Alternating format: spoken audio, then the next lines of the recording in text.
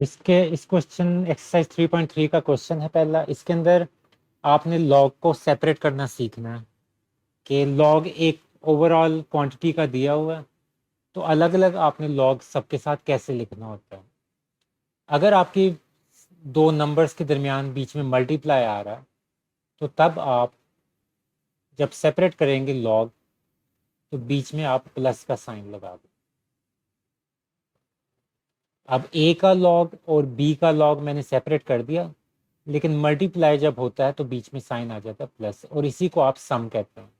यानी कि सम या डिफरेंस में ही हम इसको रखेंगे।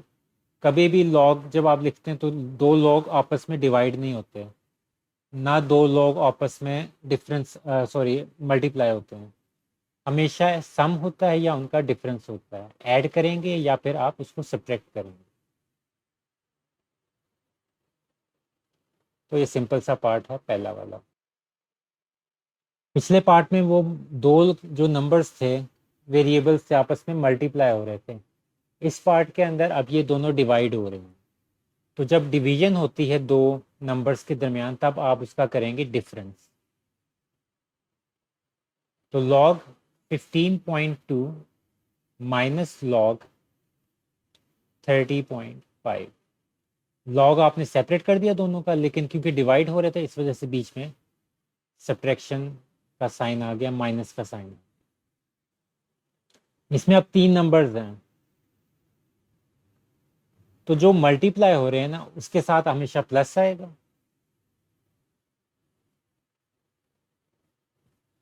और जो बीच अब नीचे देखें, नीचे डिनोमिनेटर में सिर्फ एक नंबर है तो इस वजह से उसके साथ आप माइनस लगाएंगे। तीनों के लॉग सेपरेट हो गए। जो ऊपर थे न्यूमरेटर के अंदर थी वैल्यूज, वो आपने प्लस के साथ लिख दी दोनों, और जो डिनोमिनेटर में वैल्यू थी उसके साथ जब लॉग आपने सेपरेट किया तो माइनस का साइन। ये कॉन्सेप्ट नया है कि अगर आपके पास पावर हो या रेडिकल साइन हो तो तब आप लॉग कैसे लेंगे। अब एक चीज़ तो ऑलरेडी मैं आपको बताई हुई है कि क्यूब रूट हो स्क्वायर रूट हो तो उसकी पावर आपने एक्सपोनेंशियल और रेडिकल फॉर्म कन्वर्जन में सीखी हुई है चैप्टर 2 के अंदर कि कैसे कन्वर्जन की जाती है।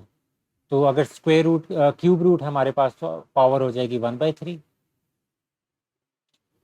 अब जब पावर होती है, आप जिसका लॉग ले रहे हैं और उसके ऊपर पावर हो तो वो पावर असल में शुरू में आ जाती है, यानी कि आप 1/3 को शुरू में लिख देंगे और फिर लॉग लेंगे 7/15 इस तरह।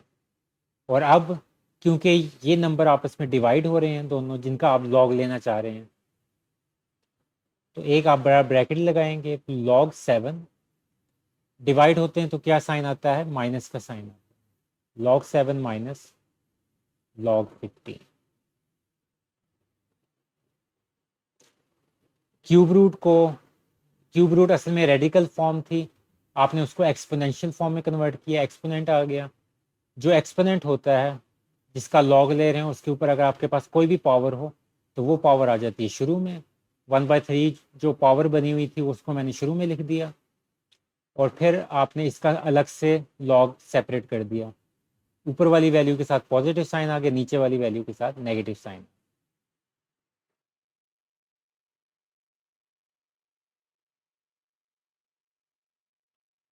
अब ये आपस में डिवाइड हो रही हैं दोनों वैल्यूज। तो 22 उसकी पावर 1/3, नीचे वाली वैल्यू के साथ नेगेटिव साइन, लॉग 5 और उसकी पावर 3। और ऑलरेडी मैं बता चुका हूँ कि पावर क्या होती है, शुरू में आ जाती है लॉग के। तो 1/3 log 22, और 5 की पावर क्या है, 3 है, तो 3 भी शुरू में आ जाएगा इसके लॉग के साथ।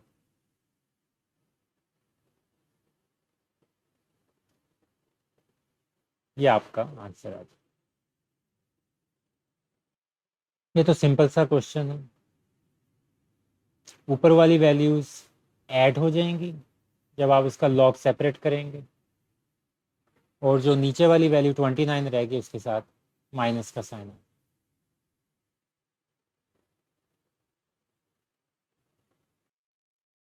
क्वेश्चन 2 हम क्वेश्चन 3 के बाद करेंगे, क्योंकि जो क्वेश्चन 2 है ना वो इसी क्वेश्चन का कॉम्प्लेक्स वर्जन है, उसमें काफ़ी ज़्यादा वैल्यूज़ एक साथ दी हुई हैं। तो ये उसकी बेसिक्स हैं कि आपने कन्वर्जन कैसे करनी है सिंगल लॉगरिथम। ये वाला जो क्वेश्चन है ना, जो सिंगल लॉगरिथम में कन्वर्ट करना है, ये हमारे क्वेश्चन 1 का इन्वर्स है। उसमें हमने सेपरेट किया था लॉगरिथम को, इसमें आपने दोबारा एक लॉगरिथम के अंदर अंडर आपने सारी वैल्यूज लिखनी है। आपको याद होगा कि मल्टीप्लाई जब साइन आता था तो आप उसको प्लस में कन्वर्ट कर देते थे। तो अगर यहाँ प्लस आ रहा है तो अब आपने वैल्यूज को मल्टीप्लाई कर देना। प्लस का इन्वर्ट हो जाएगा मल्टीप्लाई और माइनस का है डिवाइड। ये चीज याद रखनी है, दोनों में यही इंटरचेंज होगा। अब प्लस साइन आ रहा है तो आप इसको कर देंगे वैल्यूज को मल्टीप्लाई।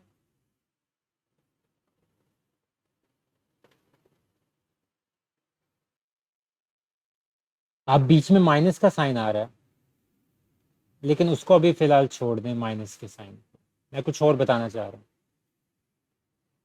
एक्सपोनेंट्स का कॉन्सेप्ट हमने देखा था कि शुरू में वैल्यू कब आती है। तो ये जो 2 इसके साथ शुरू में आ रहा है लॉग से पहले, तो इसका मतलब ये है कि ये जो 2 है इस 3 की पावर है। क्योंकि पावर ही हमने सीखा था कि जब किसी किसी नंबर का आप लॉगरिथम ले रहे हो और उसके ऊपर पावर हो तो वो पावर शुरू में आ जाती है। पिछले क्वेश्चन जो हमने क्वेश्चन 1 किया था उसके अंदर हम ऐसे ही कर रहे थे। तो ये उसका इन्वर्स है, यानी कि अगर यहाँ कोई नंबर है आपके पास तो उसको आप अगले नंबर की पावर बना देंगे। तो ये उसका इन्वर्स काम आप करेंगे। यहाँ तक आपने कर लिया। अब आप क्या करेंगे, बीच में माइनस का साइन आ रहा तो आप क्या करेंगे, डिवाइड कर देंगे। यानी कि लॉग, सिंगल लॉग में लिखेंगे आप वैल्यू, और 25 ऊपर आएगा और 3 स्क्वायर जो कि 9 बनता है नीचे आ जाएगा। अब आपने इसको सिंगल लॉगरिथम में कन्वर्ट कर दिया। माइनस साइन की वजह से आपने इन दोनों वैल्यूज को डिवाइड कर दिया। और याद रखें डिवीजन का साइन ना लगा दें बीच में, डिवीजन का साइन है यानी कि आपने इसको फ्रैक्शन के तौर पे लिखना है। 2 शुरू में आ रहा था वो पावर बन गई अगले नंबर की, और माइनस का साइन आ रहा तो आपने डिवाइड कर दिया इन दो वैल्यूज। यहां भी वैसे ही है, 2 शुरू में आ रहा तो इसको आप पावर बना देंगे एक्स की, एक्स स्क्वायर। 3 इधर आ रहा है तो 3 को आप पावर बना देंगे वाई की, लॉग वाई क्यूब। और अब बीच में माइनस का साइन आ रहा तो सिंगल लॉगरिथम में लिखते वक्त माइनस की वजह से आप इसको डिवाइड कर देंगे दोनों को, x square over y cube.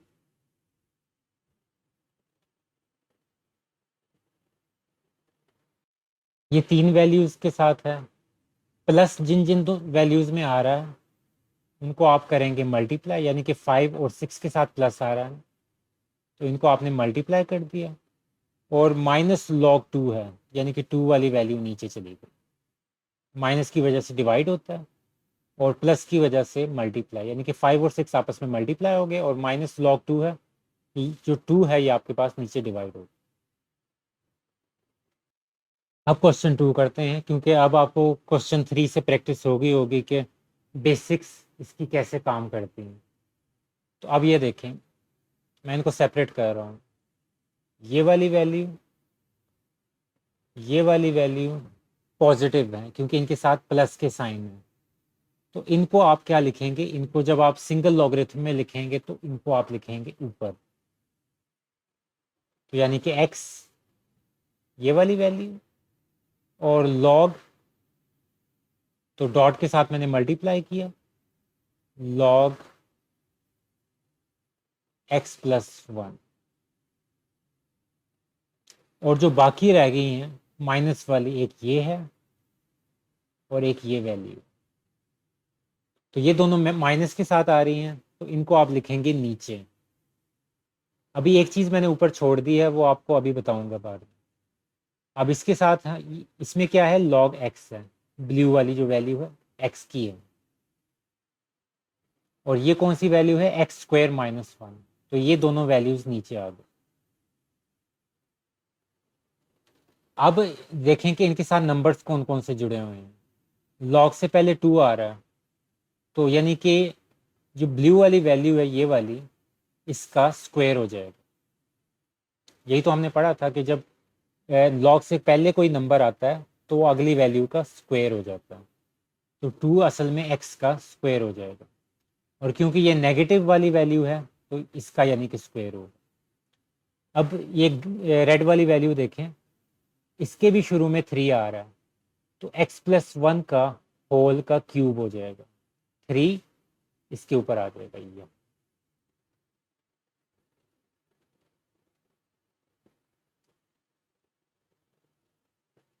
अब इनको आपने थोड़ा सिंप्लीफाई करना है, इसके लिए थोड़ा अलजेब्रा का आपको बेसिक्स आनी चाहिए। ये मैंने गलती की है, लॉग इधर नहीं आएगा, क्योंकि ऑलरेडी एक दफ़ा सिंगल लॉगरिथम में करना है ना, तो लॉग बाहर चला गया।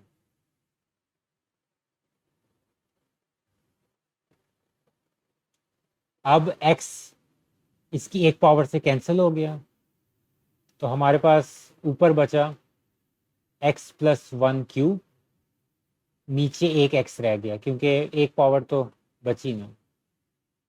उसके बाद 2 पावर्स थी ना, तो एक से कैंसिल हो गया, एक रह गई।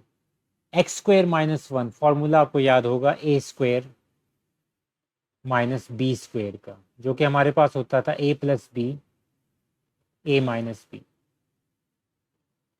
ये x का स्क्वायर है, ये 1 का स्क्वायर है, तो आप इसको लिख सकते हैं x+1 x-1।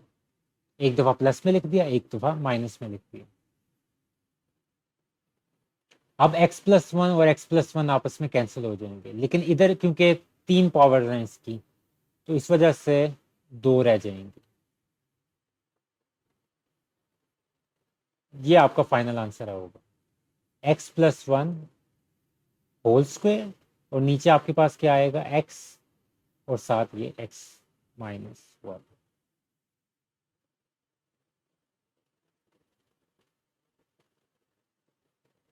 ये थोड़ा सा सिंप्लीफाई करना भी जरूरी है।